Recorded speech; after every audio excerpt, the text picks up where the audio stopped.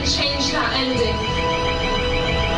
Our heroes did not stop asking for their rights while the military continues to violate human rights daily. Our heroes did not stop protesting peacefully and will not stop protesting peacefully until democracy is restored and until the revolution that inspired the world is reclaimed. As fellow humans, we are duty-bound to uphold the basic values we all hold dear. Freedom, dignity, and social justice.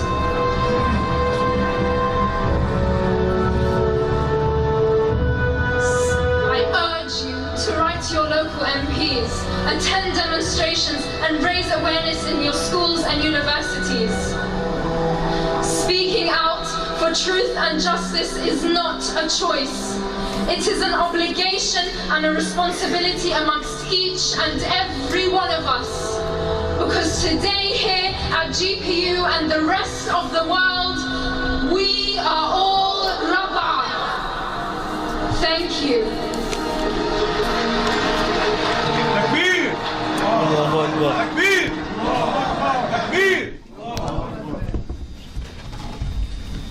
Good evening, ladies and gentlemen. Assalamu alaikum wa rahmatullahi wa barakatuh. I'd like to start by welcoming you all here tonight. My name is Khalid Hilal and I'll be your MC for tonight's conference, inshallah. And to our esteemed panel of speakers here tonight, we thank you for taking the time out to be here and sharing your thoughts and views on a topic that is of remarkable importance, not just to South Africans, but on a global scale. During the past 5 years, and since the eruption of the Arab Spring in late 2010, we have seen a strong revolutionary wave, unparalleled in modern history, in which nations living under the iron fist rule of authoritarianism and dictatorships have risen up in defiance of these oppressive systems and in demand of their freedom, of liberty, and of social justice. Today, as we commemorate the 3rd anniversary of the Rابعة massacre, which took place in Egypt in 2013, we also voice our support for all the struggling nations around the world. And I would like to quote the great revolutionary Malcolm X, as he said, "You cannot separate peace from freedom, because no one can be at peace unless he has his freedom."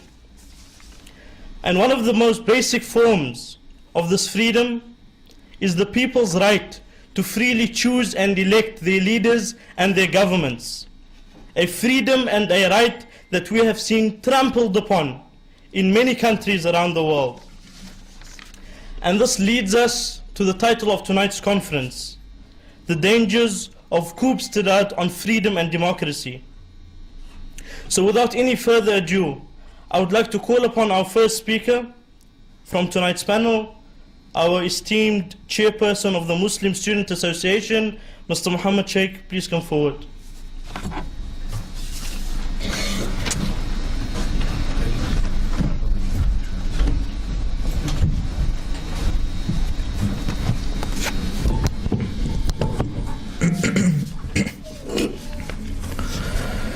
Assalamu alaikum wa rahmatullahi wa barakatuh. To my dearest scholars, colleagues, our honorable delegates, and all those that are present, it is an absolute privilege to stand before you this evening on behalf of the Muslim Students Association of the Western Cape and the Union of Muslim Students Associations in South Africa. I would like to thank ICOSA, the Egyptian community of South Africa, and the An-Noor Center for the ongoing support to the Muslim Students Associations and their official invite to this event, and I pray for the continued success. The world circles in chapters of day and night, gloom and bliss, prosperity and adversity. We are ultimately grateful to the Creator of all worlds for honoring us with better days as South Africans, despite the political influenza striking the globe. Viruses, as we know, has different strains, are easily adaptable to the environment, and can be genetically manipulated. Humankind, you and I, are more complex creation. We are driven by intellectual and emotional intelligence and have the potential of nurturing a viral pandemic which costs the lives of millions globally annually.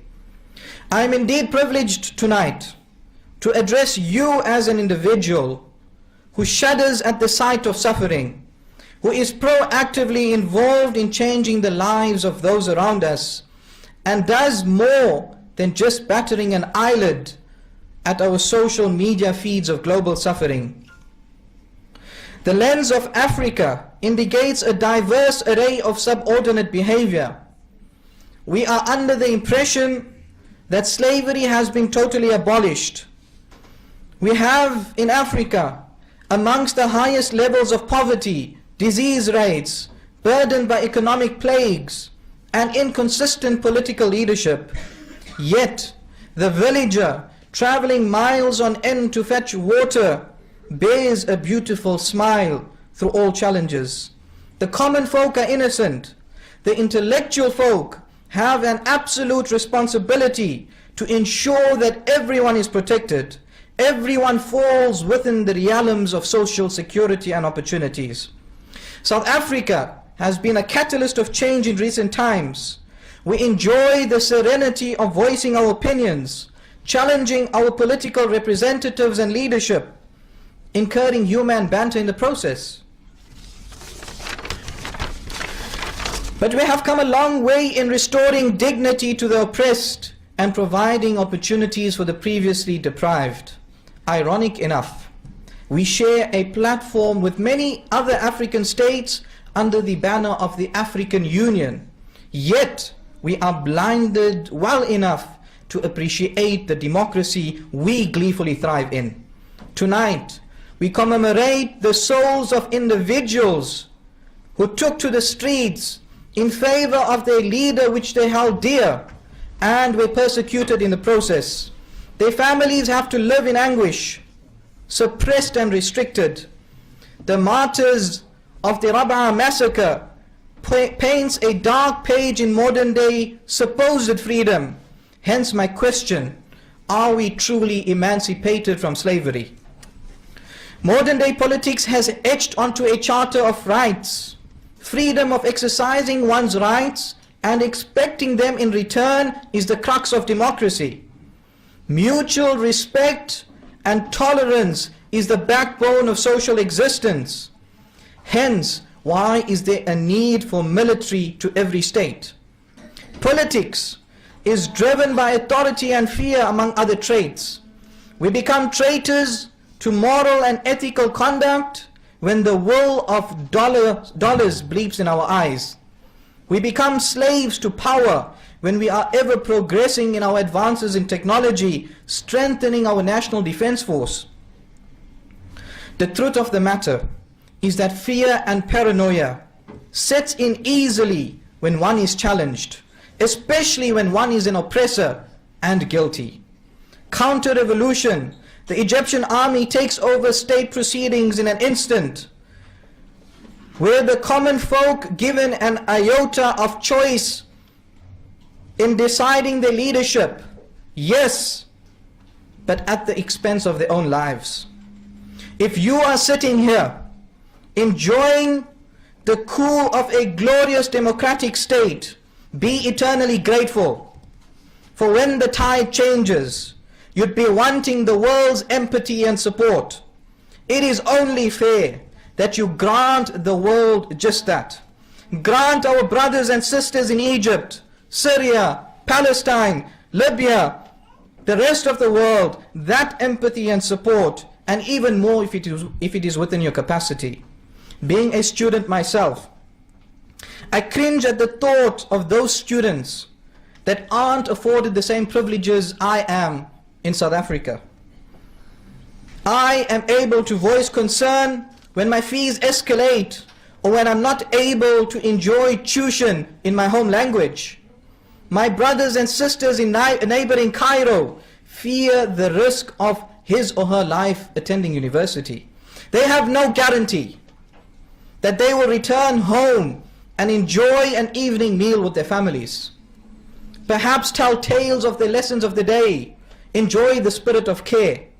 Yes, they may end up confined to a solitary holding place with an expectation of much more than just torture as their fate. During my recent visit to Egypt, I engaged with youth across universities. I have yet to find one student that is happy with the current political affairs and country leadership of Egypt. Amongst these youngsters were Muslims and non-Muslims, all of whom echoed the same sentiments.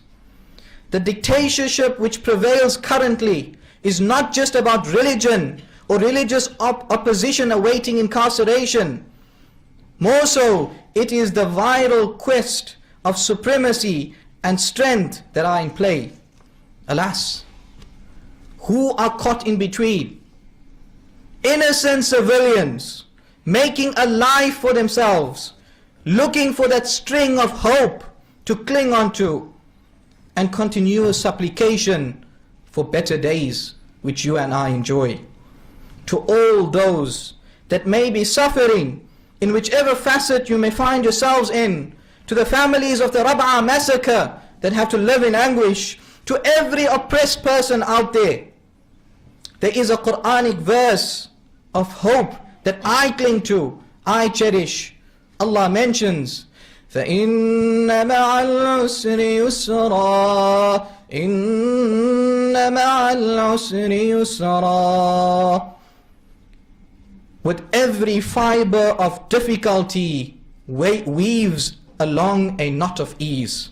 My hope is for social justice and security to prevail globally, minus any political influenza pandemics. We are tired of political viruses and pathogens riddling our reach to freedom. My hope for my brethren in Egypt is the hope of the Prophet Yusuf alayhi salam upon reuniting with his family through many years of personal interconflict, where Allah subhanahu wa ta'ala records this in the Quran. وَقَالَ دُخُلُوا مِصْرَ إِن شَاءَ اللَّهُ آمِنِينَ. It is my hope that every single one of us here, every single citizen of Egypt enters and lives therein in peace, in serenity, with no fear of their rights being compromised, of no fear of persecution. We ask Allah Rabbul Izzah to restore peace and stability in the land of the Prophet Al-Masr. Thank you. Jazakallah khairan.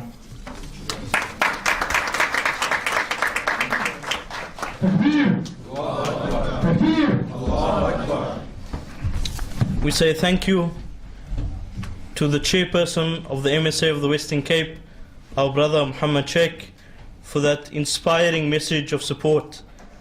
Up next on the panel, we have the provincial chairperson of the ANC Youth League, our comrade and friend, Muhammad Khalid Sayed.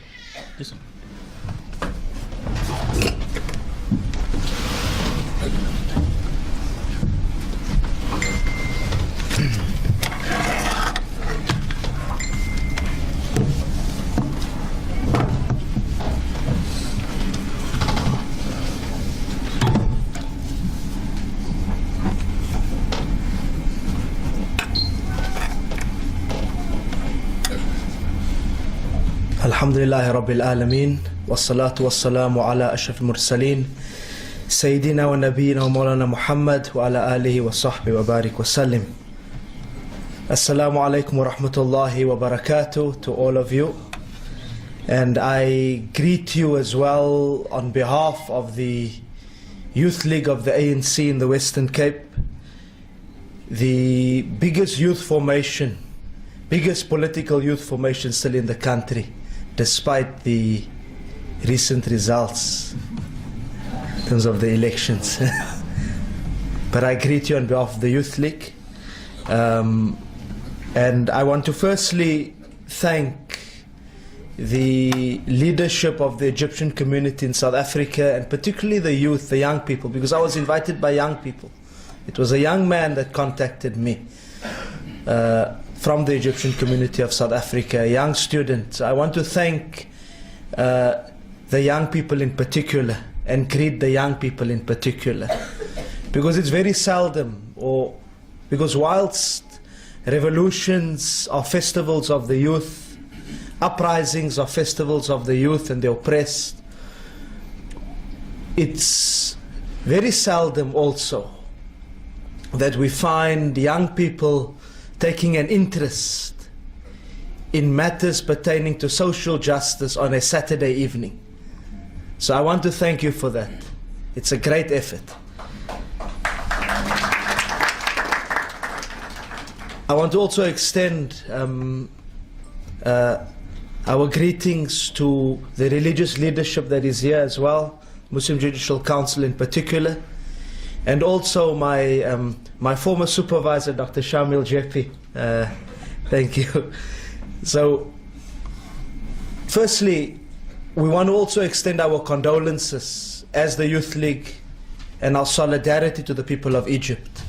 And you as the community represent the people in Egypt, the Egyptian community in South Africa, particularly on 3 years since the massacre in Rابعة. It was indeed a sad day, but also our solidarity with you as you struggle, as you persevere, as you seek to make Egypt a better place after the violent military coup. I remember last year standing at the hall in Salt River. We were invited as the Youth League to speak about the coup and also about the visit of Sisi to South Africa. A visit which unfortunately we were not able to prevent. I must say, it remains one of the major disappointments that we even have as the Youth League, with the fact that he was here. But it's one of those issues that we need to continue to basically take up. What has also touched us the most as young people, as a formation leading young people, is the fact that the initial revolution in Egypt, in the 2010 Arab Spring period, was very much led by young people, students, but young people in particular. Those images are still there with us, and they've inspired us, especially our context as South Africans, as a revolutionary movement from South Africa as well. We are inspired that young people stood up for democracy. They overthrew Hosni Mubarak. But then, when the coup took place, when the democratic state was crushed, when the will of the people was crushed, it was young people who fell victim yet again. And that's the sad reality. We have a reality in Egypt where you have people who are arrested at the age of 13, underage. They are detained without trial. Like we had in South Africa during apartheid, detention without trial. The media is blocked from covering that. So the situation is deplorable, and we stand in solidarity with you. We stand in solidarity with you because we've had a consistent position as the Youth League against military coups. In 2011, we stood against the military coups on the African continent, Ivory Coast for example, where the president of the country came to the Youth League's conference and we told him it's wrong for South Africa to send a representative to the inauguration of a military dictator in Ivory Coast. So the Youth League have been consistent. But what we are also calling upon, and I think what we want to open up in terms of a discussion, I'm not going to be long, I think this should be more a forum for discussion. is to say that we take a stance opposed to coups essentially because of your theme. Because the theme is that military coups are an offense to democracy. They erode democracy. They erode democratic values. They're a threat to democracy. And we know, we are appreciating the democratic context in South Africa, the democratic breakthrough, the constitution. Muslims in this country, the Egyptian community as well in this country, benefits because of the kind of constitutional democracy that we have in South Africa. A democracy that we need to protect from any military threat. At the same time, we need to also ask ourselves the question, why is it that in the Muslim world, and I've been in the Muslim world, I've stayed in the Muslim world at some point in time, there seems to be, and I'm not saying that military coups and dictatorship are unique to Muslims. Do not get that wrong. But we are in a Muslim setting. We are speaking in our community. We need to ask ourselves, with all the values that Islam espouses, ethical guidelines, principle of shura, principles of will of the people, why is it that in the Muslim world we had to have an Arab Spring? The Arab Spring was important. But the Arab Spring was a build-up. It was a build-up after years of dictatorship. Dictatorship which actually even continues in many parts of the Muslim world today. When people spoke in Egypt, the dictators felt, no, they need to come in again. When people elected leadership in Algeria, when the Muslim Brotherhood leadership was elected in Algeria, the military came in. You see? We need to ask ourselves the question, why are people intolerant of democracy? Is there an intolerance of democracy? Are we intolerant of democratic values? So I think what we need to start having a discussion about is how do we create, preserve and protect a culture of democracy within the Muslim world, within our own communities as well. Because I think what leads to military coups at times, even in democracies, we're not saying that coups are correct, but you also have contexts in certain democracies where democratic institutions are not kept alive. Democratic institutions are eroded and undermined, so it creates an atmosphere. But also, you have a situation where people cannot accept the will of the people, where they cannot accept diversity of opinion. And as a result of that, because I cannot hear what my brother or sister says, which is different to what I'm thinking, I must crush that particular individual. And that's wrong. That's the type of culture that we need to eradicate, even within our own communities. Because we live in a constitutional democracy. We benefit in this democracy. The principles of that democracy, the principles of this constitution, also ought to translate into the way in which we do things. It also ought to translate, and I'm going to end here, the way in which we analyze human rights violations and military coups. And I find this also something that's rather worrying. We need to develop a principle of consistency when we look at issues of military coups. And I'm glad, that is why I'm glad that you've not only singled out Egypt in terms of the human rights violations, the struggles of our people. I see flags of various countries in the Middle East. You see, because we have a situation, and I think it's quite very much on the tongues of people at the moment. We have a situation in Syria. I stayed in Syria, Dr. Shamil will remember, where you've had years of dictatorship, a Ba'ath regime, an absolute dictatorship, where I remember going and the ulama who were speaking in masajid would say that the talks have to be ratified by the government ministry. People's opinions were crushed. You were feared. You even feared to open up a business without putting up the portrait of the president. You have that situation. You have an uprising. Whatever our criticisms may be later on with certain groups having entered the fray, you have an uprising. So you have that on the one hand. People standing up for their rights against a military dictatorship. Because Hafiz al-Assad came in the context of a coup. whatever the geopolitical situation is, then you will have people then interpreting and saying, no, because Syria, the Syrian regime is against Israel, then no, we must be quiet. Because it takes a stance against Western imperialism, or is being supported by Hezbollah or Iran, then it means we must be quiet. You see, we must be very careful as a Muslim community not to analyze coup d'etats and human rights violations with a sectarian lens and also with a political lens. When I say political, I don't mean political in terms of the correct ethical politics. To review things within a geopolitical context. I think I should stop for the adhan, inshallah.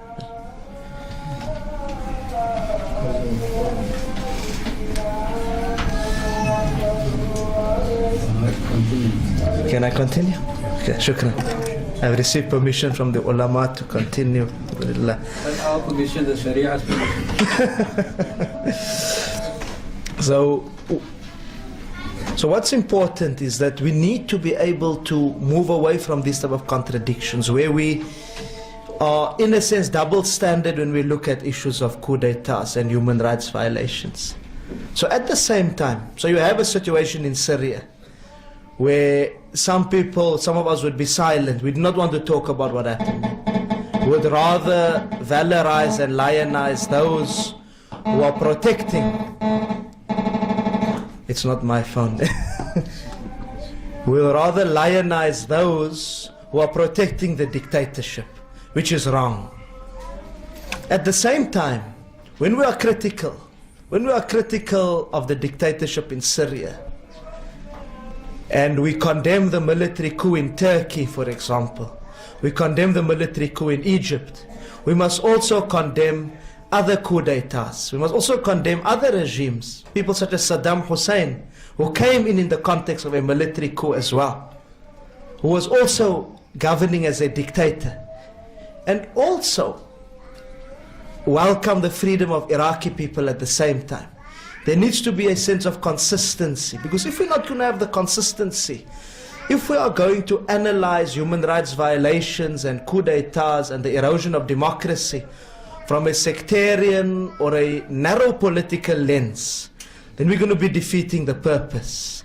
We are not going to be really promoting the values of democracy, and we're not going to be killing that instinct within the Muslim world, and within Africa as well, and within the South as well, to crush, to basically crush democracy, to crush the will of the people. We're not going to be tackling that issue head on if we are double standards in the way in which we analyze these matters. So on that note, I want to thank you. I think let's leave more time for an open discussion.